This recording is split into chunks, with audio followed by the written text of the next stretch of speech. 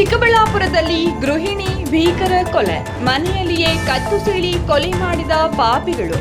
ಗಂಡನ ಮನೆಯವರೇ ಕೊಲೆ ಮಾಡಿಸಿದ ಆರೋಪ.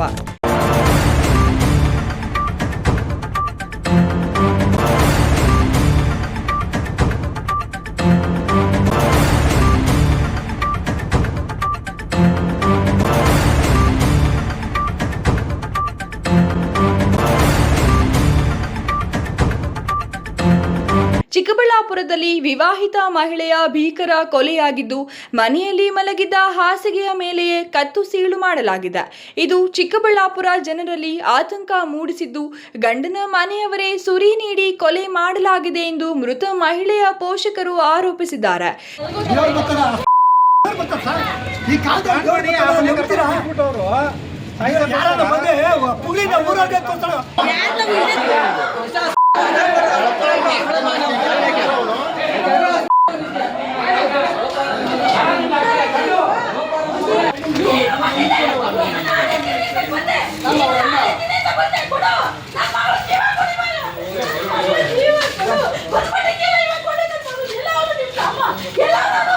ಚಿಕ್ಕಬಳ್ಳಾಪುರ ನಗರದ ಕಂದವಾರ ಬಡಾವಣೆಯಲ್ಲಿ ಘಟನೆ ನಡೆದಿದ್ದು, 25 ವರ್ಷದ ಪುಷ್ಪ ಕೊಲೆಯಾಗಿರುವ ಗೃಹಿಣಿಯಾಗಿದ್ದಾರೆ.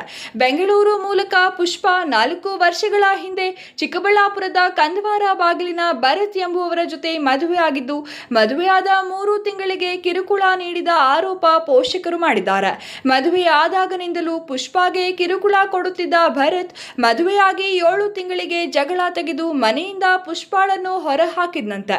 ಗಂಡ, ಮಾವ, ನಾದಿನಿ ಸುರಿ ಕೊಟ್ಟು ಕೊಲೆ ಮಾಡಿಸಿರುವುದಾಗಿ ಪುಷ್ಪಾ ಕುಟುಂಬಸ್ಥರು ಆರೋಪ ಮಾಡಿದ್ದಾರೆ.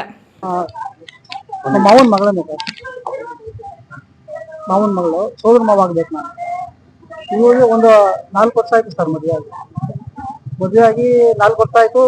ಸುಮಾರು 7 ತಿಂಗಳಿಗೆ ಜಗಳ ತೆಗೆದ್ರು. ವರದಕ್ಷಿಣೆ ಕಿರುಕುಳ ಅಂತ ಅಂದ್ರೆ ಟಾರ್ಚರ್ ಮಾಡಿದ್ದಾರೆ. ಅವ್ರಿಗೆ ಇಷ್ಟ ಇಲ್ದೇವರು ತಂದೆ ತಾಯಿ ಏನ್ ಮಾಡಿ ಬಲವಂತ ಮಾಡಿ ಅವಳಿಗೆ ಮದುವೆ ಮಾಡಿದ್ದು. 7 ತಿಂಗಳಿಗೆ ಕರೆಕ್ಟಾಗಿ ಜಗಳ ತೆಗೆದು ಮನೆ ಕಳ್ಸಿದ್ರು ಸರ್. ಅವಳು ಆಚರಣೆಗೆ ಅಂತ ಬಂದವಳು 2 ತಿಂಗಳು 3 ತಿಂಗಳು ಮನೇಲೇ ಇದ್ಲು. ಕರ್ಕೊಂಡು ಹೋಗಿಲ್ಲ ಅವಳನ್ನ. ಇವ್ರು ಯಾರು ಬರಲಿಲ್ಲ ಕರ್ಕೊಂಡೋಗಿ. ಅವಳ ಮೇಲೆ ಅಫೆನ್ಸಿಗೆ ಹೆಂಗೆ ಅಂದ್ಬಿಟ್ಟು ಜಗಳ ಮಾಡಿ ಅವಳ ಮೇಲೆ ಗೂಬೆ ಕೂರಿಸಿ, ಯಾಕಂದ್ರೆ ಇವ್ರನ್ನ ಬಿಡ್ಬೇಕಲ್ಲ ಆಚೆ ಕಡೆಗೆ.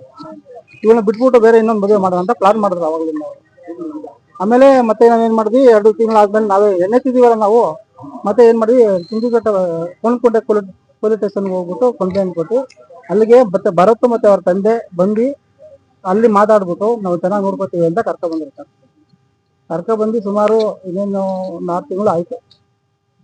ಬಾಡಿಗೆ ಮನೆ ಮಾರಿ ಬೇರೆ ಮನೇಲಿ ಇರಿಸಿದ್ರು. ಆಮೇಲೆ ನೋಡಿದ್ರೆ ತಿರ್ಗಾ ಜಗಳ ಆಗ್ತಾ ಇತ್ತು. ಪಾಪ ಅಮ್ಮ ಫೋನ್ ಮಾಡೋಳು, ನಮಗೇನು ಗೊತ್ತಾಗ್ಲಿಲ್ಲ, ಇನ್ನೂ ಅಡ್ಜಸ್ಟ್ ಮಾಡ್ಕೊಂಡು ಹೋಗಮ್ಮ ಅಂತ ನಾವು ಹೇಳಿದ್ದೆವು. ಈಗ ನೋಡಿದ್ರೆ ಇವಾಗ ಪ್ಲಾನ್ ಮಾಡಿ ಇವರು ಸಾಯ್ತಿರೋದಂತೂ ಖಂಡಿತ ಇವರೇನೆ. ಈ ಮನೆಯವರ ಸರ್ ಸಾಯ್ತಿರೋದು, ಬೇರೆ ಯಾರು ಬರಕ್ ಚಾನ್ಸೇ ಇಲ್ಲ. ಅಲ್ಲಿ ಸೀಟಿನ ಮೇಲೆ ಸರ್, ಅದು ಸೀಟಿನ ಮನೇಲಿ ಬೀಗನೇ ಹೊಡೆದಿಲ್ಲ. ಮನೆ ಒಳಗಡೆ ಯಾರು ನುಗ್ಗಕ್ ಸಾಧ್ಯ? ಬೀಗ ಹಾಕೊಂಡು ಒಳಗಡೆ ಪ್ಲಾನ್ ಮಾಡೇ ಮಾಡಿರೋದು ಇವರು. ಕಳ್ಳ ಅಂತೂ ಬಂದಿಲ್ಲ. ಇವ್ರು ಹೇಳ್ತಾ ಇರೋದು ಕಳ್ಳ ಬಂದವನೇ, ಮಂಗಲೇಶನ್ ಕಿತ್ಕೊಂಡೋಗಕ್ ಬಂದವನೇ, ಮರ್ಡರ್ ಮಾಡ್ಬಿಟ್ಟು ಹೋಗೋನೆ ಅಂತ ಇವ್ರು ಹೇಳ್ತಾವ್ರ. ಮನೇಲೆಲ್ಲರೂ ಸೇರ್ಕೊಂಡು ದೇವಸ್ಥಾನಕ್ಕೆ ಒಂದಿನ ಮುಂಚೆ ಕ್ಲೀನ್ ಮಾಡ್ಕೊಂಡು ಬೇರೆಯವರಿಗೆ ಸುಪಾರಿ ಕೊಟ್ಟು ಇವ್ರು ಹೋಗಿರೋದು ಸರ್. ಎಲ್ಲಾರ್ಗು ಸರ್ ಇನೋವಾ ಕಾರಲ್ಲಿ 9 ಜನ ಕುತ್ಕೋಬಹುದು ಆರಾಮಾಗೆ. ಇವ್ರು 5 ಜನ 6 ಜನ ಹೋಗಿದ್ದಾರೆ ಸರ್. ಇನ್ನ 3 ಜನ ಕುತ್ಕೊಳ್ಳೋ ಜಾಗ ಇದೆ. ಈ ಅಮ್ಮಂಗೆ ಹೇಳವ್ರೆ, ನೀನ್ ಬರ್ಬೇಡ, ಜಾಗ ಇಲ್ಲ ಕಾರಲ್ಲಿ, ನೀವು ಹೋಗ್ರಿ ಮನೆ ಇದೆ ಆರಾಮಾಗೆ ಅಂದ್ಬಿಟ್ಟು ಬಿಟ್ಬಿಟ್ಟು ಹೋಗಿದ್ದಾರೆ ಸರ್. ಕಾರೇ ಜಾಗ ಇಲ್ಲ, 9 ಜನ ಹೋಗಕ್ಕಾಗಲ್ಲ ಕಾರಲ್ಲಿ. ಏನಕ್ಕೆ ಒಬ್ಬನೇ ಬಿಟ್ಬಿಟ್ಟು ಹೋದ್ರು? ಮನೆಯಲ್ಲ ಪ್ಲಾನ್ ಮಾಡಿ ಬೇರೆಯವ್ರಿಗೆ ಸುಪಾರಿ ಕೊಟ್ಟು ಇವರು ದೇವಸ್ಥಾನಕ್ಕೆ ಹೋಗಿರೋದು sir. Bharath main point sir. ಅವನೇನೋ ಬೇರೆ ಲೋಕಲ್ ಹೇಳ್ತಾ ಇರೋದು ಬೇರೆ ಅಫೆನ್ಸ್ ಇದೆ, ಯಾರನ್ನೋ ಇಟ್ಕೊಂಡಿದ್ದಾರೆ, ಅವ್ರಿಗೆ ಸುಪಾರಿ ಕೊಟ್ಟು ಮಾಡ್ತಿರ್ಬೋದು ಅಂತ ನಮ್ಗೆ ಅನುಮಾನ ಇದೆ ಸರ್. 100% ಇವ್ರ ಮನೆಯವ್ರು ಪ್ಲಾನ್ ಮಾಡಿ ಇವರೇ ಸರ್ ಮಾಡಿರೋದು. ಮನೆಯವರು ಎಲ್ಲ ದೇವಸ್ಥಾನಕ್ಕೆ ಹೋಗುವುದಾಗಿ ಹೇಳಿ ಹೊರಟಿದ್ದು, ಪತ್ನಿಯನ್ನು ಮನೆಯಲ್ಲಿಯೇ ಬಿಟ್ಟಿದ್ರಂತೆ.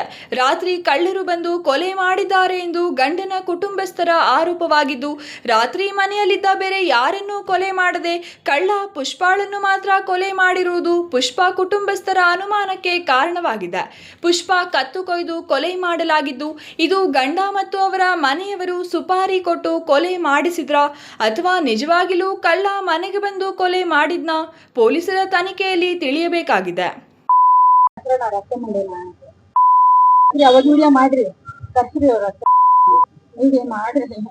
ಯಾ ಹೆಣ್ಮಕ್ಳು ಇಂತ ನೋವು ಬೇಡ, ಯಾ ಹೆಣ್ಮಕ್ಳು ಇಂತ ಕರ್ಮ ಬೇಡ, ಯಾ ಹೆಣ್ಮಕ್ಳು ಇಂತ ಕರ್ಮ ಬೇಡ ದೇವ್ರೆ.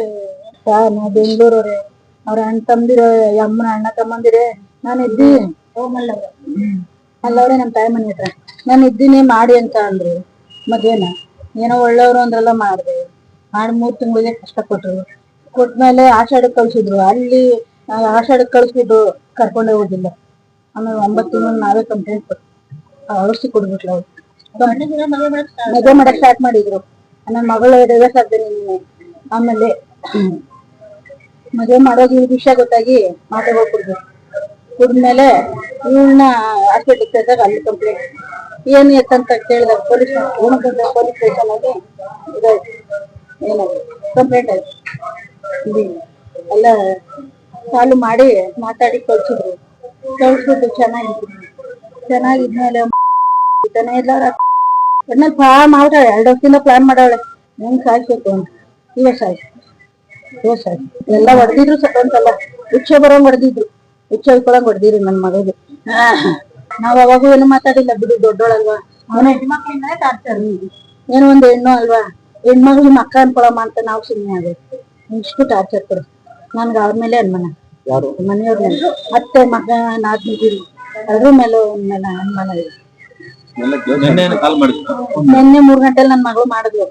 ಬೆಳಗ್ಗೆನು ಮಾಡಿದ್ಲು, ಮಧ್ಯಾಹ್ನನು ಮಾಡಿದ್ಲು. ನೀನ್ ದೇವಸ್ಥಾನಕ್ಕೆ ಹೋಯ್ತವ್ರಂತಮ್ಮ, ನಾನು ಹೋಯ್ತೀನಿ ಅಂತ. ಆಯ್ತು ಹೋಗಮ್ಮ, ನೀನ್ ಸ್ವಲ್ಪ ಹೊತ್ತು ನೀನ್ ಬೇಡ ಮನೇಲೇ ಇರು, ದೀಪ ಹಚ್ಕೊಂಡು ನಾವ್ ಹೋಗ್ಬಿಟ್ಟು ಬರ್ತೀವಿ ಅಂತ ಬಂದ್ರು ಅಂತ ಅವ್ರ ಅತ್ತೆ. ಅದಾದ್ಮೇಲೆ ಈಗ ಮನೇಲಿ ಇದ್ಮೇಲೆ ಅವ್ರ ಅತ್ತೆ ಮನೇಲಿದ್ರು. ನಾದ್ನಿ ಮನೇಲಿ ಯಾಕಿದ್ಲು, ನಾದ್ನಿ ಮನೇಲಿ ಯಾಕೆ ಮಾಡ್ಕೊಂಡಿದ್ರು? ಅವಳ ನಾದ್ನಿ ಇವಳು ಯಾವ್ದೋ ಅಜ್ಜಿ ರತ್ತ ಅವ್ರಮ್ಮ. ಅವ್ರಿಗೇನು ಆಗಿಲ್ಲಮ್ಮ. ನನ್ಗೆ ಇವಾಗ ಇನ್ನೊಂದು ನೀವು ವಿಡಿಯೋ ಮಾಡ್ತಾ ಇದ್ರಲ್ಲ, ಆ ಹುಡ್ಗಿ ಅವ್ರ ನಾದ್ನಿ ಎಲ್ಲವಳೆ ಅಂತ ನನ್ ಖಂಡಿತವಾಗ ನಾನು ತೋರಿಸಿ. ನಾನು ಅವಳನ್ನ ಕೇಳ್ತೀನಿ ಏನಾಯ್ತು. ನಾವೇನು ಮಾಡಲ್ಲ, ಅವಳನ್ನ ಕೇಳ್ಕೊತೀನಿ ಏನಾಯ್ತಮ್ಮ ಅಂತ ಕೇಳ್ಕೊತೀನಿ. ಅವಳನ್ನ ತೋರಿಸಿ ಪ್ಲೀಸ್, ಎಲ್ಲಿದ್ದಾಳೆ ಹುಡುಕಿ ಅವಳನ್ನ ಕೇಳ್ಕೊತೀನಿ. ಯಾಕಂದ್ರೆ ನನ್ ಮಗಳು ಇಲ್ಲ ಕೇಳಕ್ಕೆ. ನನ್ ಮಗಳು ಮಾತಾಡಲ್ಲ ಹೇಳಿ. ಪ್ಲಾನ್ ಮಾಡಿದ ಕೊಲೆಯಾಗಿರುವ ಮನೆಯ ಬೆಡ್ ಮೇಲೆ ರಕ್ತದ ಕಲೆಗಳು ಕಂಡು ಬಂದಿದ್ದು, ಪುಷ್ಪಾ ಅವರ ಕುಟುಂಬಸ್ಥರು ನ್ಯಾಯಕ್ಕಾಗಿ ಚಿಕ್ಕಬಳ್ಳಾಪುರ ನಗರ ಠಾಣೆ ಮುಂದೆ ಕಣ್ಣೀರು ಹಾಕಿ ಗೋಳಾಡಿದ್ರು. ಘಟನೆ ತಿಳಿದ ತಕ್ಷಣ ಚಿಕ್ಕಬಳ್ಳಾಪುರ ನಗರದ ಪೊಲೀಸರು ಸ್ಥಳಕ್ಕೆ ಭೇಟಿ ನೀಡಿದ್ದಾರೆ. ಈಗಾಗಲೇ ಭರತ್ ಮತ್ತು ಅವರ ತಂದೆಯನ್ನು ಪೊಲೀಸರು ವಶಕ್ಕೆ ಪಡೆದಿದ್ದಾರೆ. ಈ ಕೊಲೆಗೆ ಕಾರಣವೇನು ಎಂಬುದನ್ನು ಪೊಲೀಸರ ತನಿಖೆಯಿಂದ ತಿಳಿಯಬೇಕಿದೆ. ಮೃತದೇಹವನ್ನು ಚಿಕ್ಕಬಳ್ಳಾಪುರ ಜಿಲ್ಲಾಸ್ಪತ್ರೆಯಲ್ಲಿ ಶವ ಪರೀಕ್ಷೆ ನಡೆಸಲಾಗಿದೆ. Jangalahalli Ashwath, power news 1 Chikkaballapur.